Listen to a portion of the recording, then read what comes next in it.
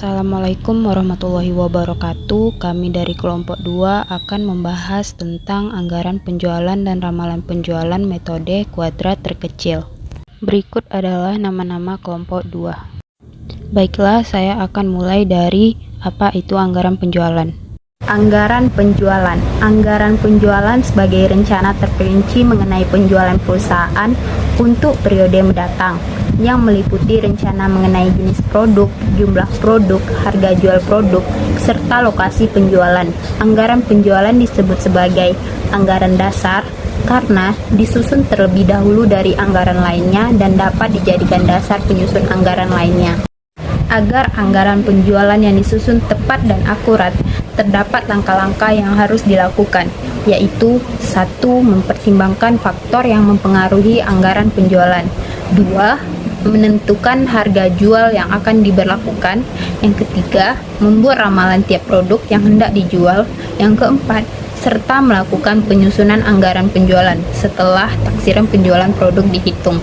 Selanjutnya, ramalan penjualan. Ramalan penjualan merupakan kegiatan memperkirakan atau membuat taksiran terhadap suatu produk yang akan dijualkan di masa yang akan datang dan dibuat berdasarkan data historis. Terdapat 2 metode dalam perhitungan peramalan penjualan, yaitu metode kualitatif, di mana metode ini dilakukan atas dasar opini seseorang sehingga menimbulkan suatu kelemahan yaitu subjektif dan kurang akurat. Yang kedua, metode kuantitatif, di mana metode ini dinilai lebih objektif karena adanya angka yang diperhitungkan secara statistik. Selanjutnya, metode kuadrat terkecil. Ramalan jualan menggunakan metode kuadrat terkecil atau least square. Dapat dihitung dengan rumus Y sama dengan A tambah B kali X. B sama dengan N sigma XY dikurang sigma X dikali sigma Y per N sigma X kuadrat dikurang dalam kurung sigma X pangkat 2. A sama dengan sigma Y per N dikurang B dikali sigma Y dalam kurung per N. Untuk menggunakan rumus metode kuadrat terkecil, dibuat tabel 1.1 dan dihitung sebagai berikut. B sama dengan 5 dikali 1620 dikurang 10 dikali 760 dibagi 5 kali 30 dikurang dalam kurung 10 pangkat 2 sama dengan 8100 dikurang 7600 dibagi 150 dikurang 100 dapat hasil 10. A sama dengan 760 dibagi 5 dikurang 10 dikali dalam kurung 10 bagi 5 sama dengan 152 dikurang 20 sama dengan 132. Nilai A dapat juga dicari dengan rumus sebagai berikut. A sama dengan sigma X kuadrat dikali sigma Y dikurang sigma X dikali sigma XY dibagi N dikali sigma X kali 2 dikurang dalam kurung sigma X pangkat 2. A sama dengan 30 dikali 760 dikurang 10 dikali 1620 dibagi 5 dikali 30 dikurang dalam kurung 10 pangkat 2. A sama dengan 132. Persamaan tren garis lurus, Y sama dengan A tambah B kali X. Ramalan jualan tahun 2016 sama dengan 132 tambah 10 dikali 5 sama dengan 182 unit. Metode kuadrat terkecil dapat juga dihitung dengan rumus yang lain dan dengan menggunakan tabel 1.2. Rumus dapat dihitung sebagai berikut.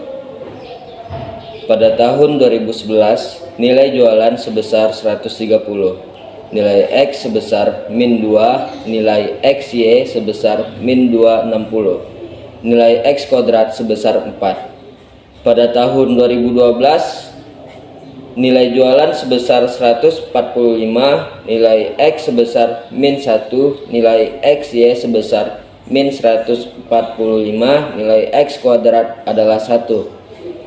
Pada tahun 2013, nilai jualan sebesar 150, nilai X sebesar 0, nilai XY sebesar 0, nilai X kuadrat sebesar 0. Pada tahun 2014, nilai jualan sebesar 165, nilai X sebesar 1, nilai XY sebesar 165, nilai X kuadrat sebesar 1. Pada tahun 2015, nilai jualan sebesar 170, nilai X sebesar 2, nilai XY sebesar 340, nilai X kuadrat adalah 4. Jumlah sigma dari tahun 2011 sampai dengan tahun 2015 adalah nilai jualan sebesar 760, nilai X sebesar 0, nilai XY sebesar 100, nilai X kuadrat sebesar 10. Dengan menggunakan rumus A sama dengan sigma Y per N, B sama dengan sigma XY per sigma X kuadrat, maka A sama dengan 760 per 5, nilainya sebesar 152. B 100 per 10, nilainya menjadi 10. Syaratnya ialah sigma X sama dengan 0. Persamaan tren garis lurus Y sama dengan A tambah B X. Ramalan jualan tahun 2016 sebesar 152 ditambah 10 dikali 3, maka nilainya sebesar 182 unit. Analisis tren garis lurus dengan menggunakan metode kuadrat terkecil, syarat sigma X sama dengan 0. Seperti yang tampak pada tabel 1.2, menggunakan data N ganjil. Bagaimana bila banyaknya data N adalah genap? Misalkan jualan tahun 2012 sebanyak 145 unit, tahun 2013 sebanyak 150 unit, tahun 2014 sebanyak 165 unit, dan tahun 2015 sebanyak 170 unit. Berapakah ramalan jualan tahun 2016 bila menggunakan metode kuadrat terkecil dengan syarat sigma X sama dengan 0? Dapatlah jawaban dengan tabel pada tahun 2012. Jualan sebesar 145, nilai X sebesar min 3, nilai XY sebesar min 435, dan nilai X kuadrat sebesar 9.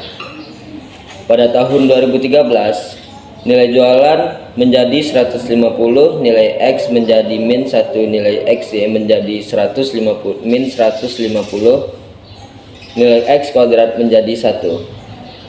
Pada tahun 2014, nilai jualan menjadi 165, nilai X menjadi 1, nilai XY menjadi 165, dan nilai X kuadrat menjadi 1. Pada tahun 2015, nilai jualan menjadi 170, nilai X menjadi 3, nilai XY menjadi 510, dan nilai X kuadrat menjadi 9. Maka didapatlah jumlah sigma dari tahun 2012 sampai dengan tahun 2015.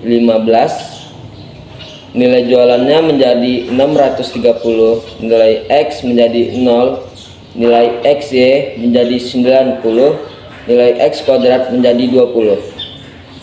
Dengan rumus A sama dengan sigma Y per N, B sama dengan sigma XY per sigma X kuadrat, maka A sama dengan 630 per 4, maka jumlahnya adalah 157,5, dan nilai B sama dengan 90 per 20, jumlahnya adalah 4,5.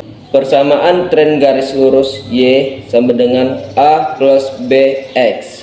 Ramalan jualan tahun 2016 adalah 157,5 ditambah 4,5 dikali 5, maka jumlahnya 180 unit.